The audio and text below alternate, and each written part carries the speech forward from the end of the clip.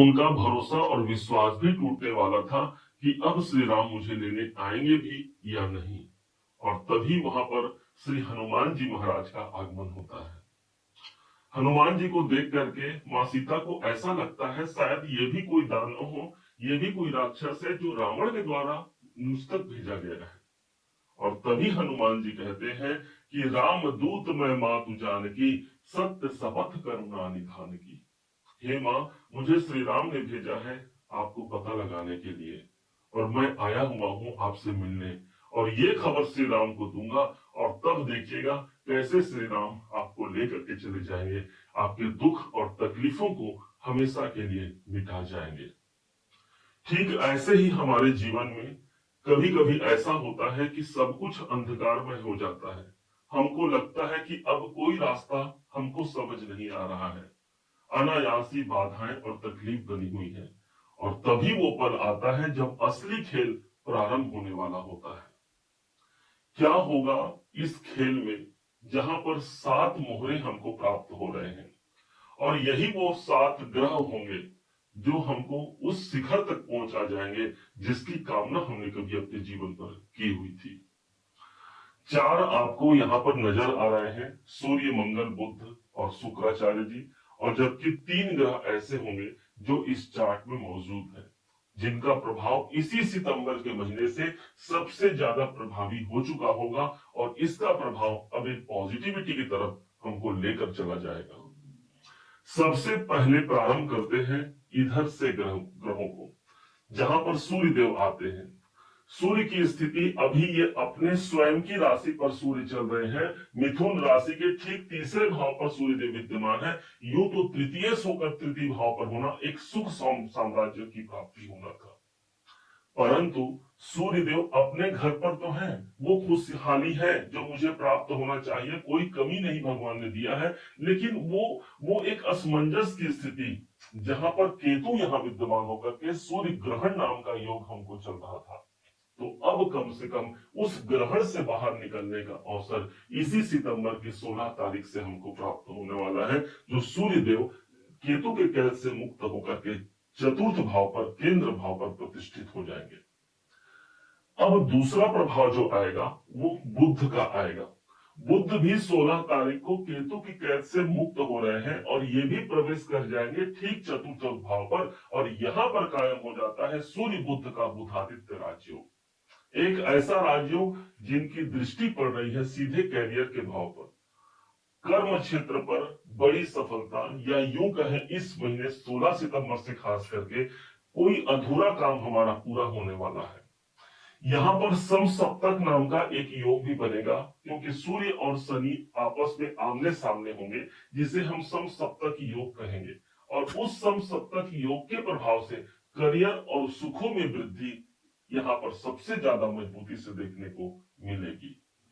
यहीं पर बुध वो ग्रह बनते हैं ना जो मिथुन राशि के अपने राशि के स्वामी हैं, और हम जब यहाँ पर उच्च के हो गए, हमारे राशि के स्वामी उच्च के हो गए, अर्थात वही उच्चता हमको हमारे जीवन पर देखने को मिलेगी। एक हम कॉन्फिडेंस को प्राप्त करते हैं, एक उत्साह को प्राप्त करते हैं, और जो मेरा लक्ष्य है, जहां से मुझे बाधा आ रही है, उस बाधा से लड़ने की क्षमता प्रदान करके विजय तिलक हमारे माथे पर लगा सकता है। ये बुध है जो उच्च का होने जा रहा है, मिथुन राशि के अपने राशि के स्वामी होते हैं। तीसरे ग्रह के रूप में, तीसरे मोहरे के रूप में कहा जाए तो वो होंगे मंगल देव। मंगल की परिस्थिति कुछ इस प्रकार है कि वास्तव में कहा जाए तो उनको शुभ समय, उनके लिए वो शुभ स्थान प्रारंभ ही नहीं हो रहा है। अभी भी ये मंगल देव अपने परम शत्रु बुध की राशि पर ही है। अब एक ऐसा समय आता है जहां पर ठीक एक डेट आता है, और वो तारीख होगा 13 सितंबर। 13 सितंबर को मंगल अपने शत्रु की राशि को छोड़ करके पंचम भाव पर आ जाएंगे, और ये मंगल के पास जो दायित्व है वो आपके इनकम के मालिक है। यहाँ पर आएंगे अपने सम शत्रु या सम मित्र की राशि पर, और यहां से जो दृष्टि प्रदान करेंगे सीधे इनकम के भाव पर, लाभ के भाव पर दृष्टि दे रहे हैं। इसलिए जो लाभ अभी तक मुझसे छूटता जा रहा था, जिस लाभ की पकड़ मुझ तक नहीं हो पा रही थी, उस लाभ तक पहुंचाने के लिए ये मंगल एक सेनापति की भांति काम करके मुझे वहां तक पहुंचा पाएंगे। कोई अधूरी इच्छाएं हैं, उन इच्छाओं की पूर्ति एकमात्र आपके लिए मंगल ही करेगा। क्योंकि वो आपके लाभेश और आपकी इच्छाओं की पूर्ति के भाव के स्वामी है।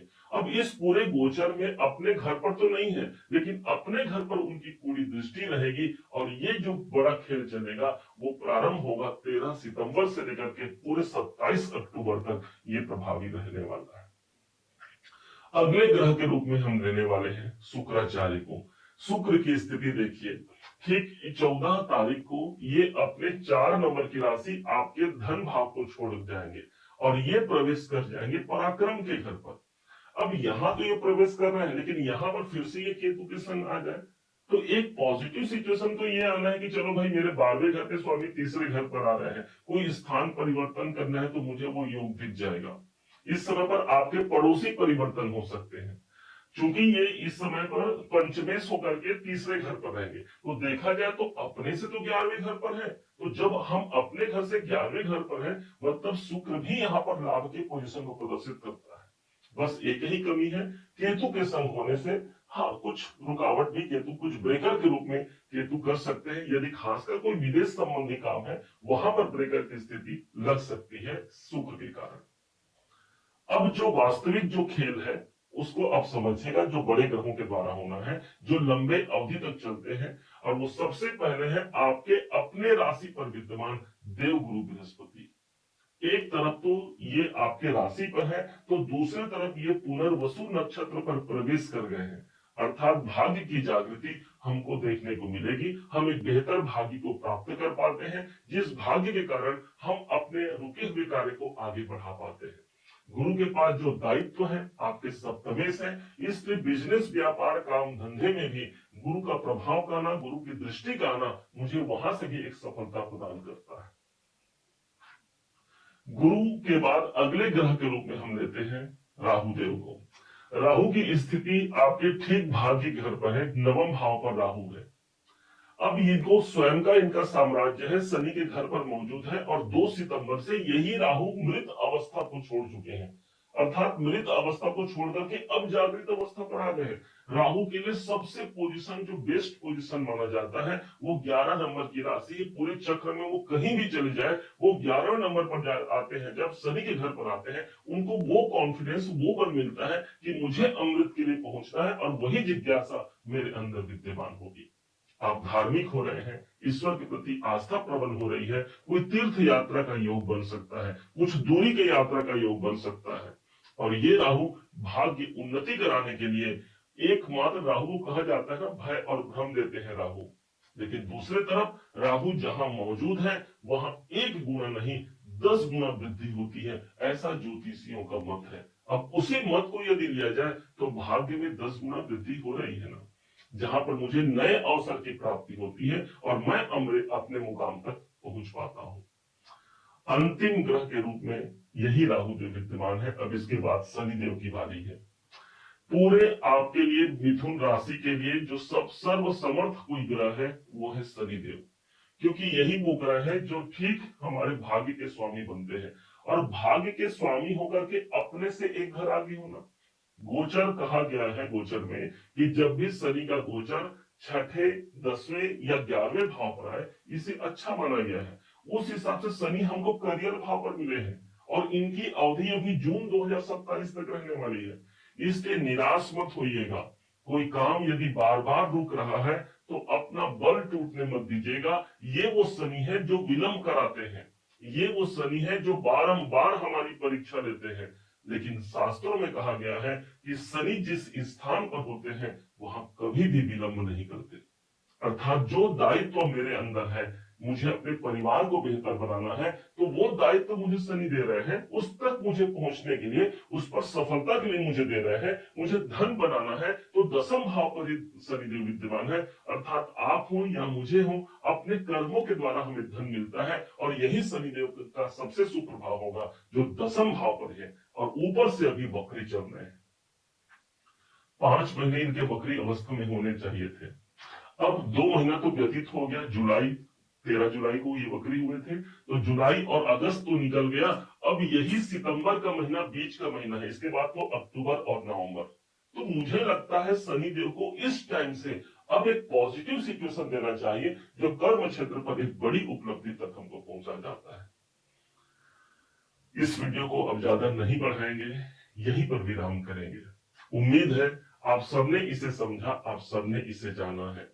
यदि आपने इसे समझा है, जाना है, मेरे समझाने का प्रयास यदि आपको सार्थक लगा हो, मेरे समझाने का तरीका यदि आपको सार्थक लगा हो, तो हर बार की भांति इस बार भी अपना प्यार भरा लाइक और कमेंट करना कभी मत भूलिएगा। और हाँ, यदि अभी तक आपने चैनल को सब्सक्राइब नहीं किया है, सब्सक्राइब जरूर कीजिएगा। पुनः एक बार फिर आप सभी का दिवस बहुत मंगलमय हो, इन्हीं शुभकामनाओं के साथ। जय श्री राम।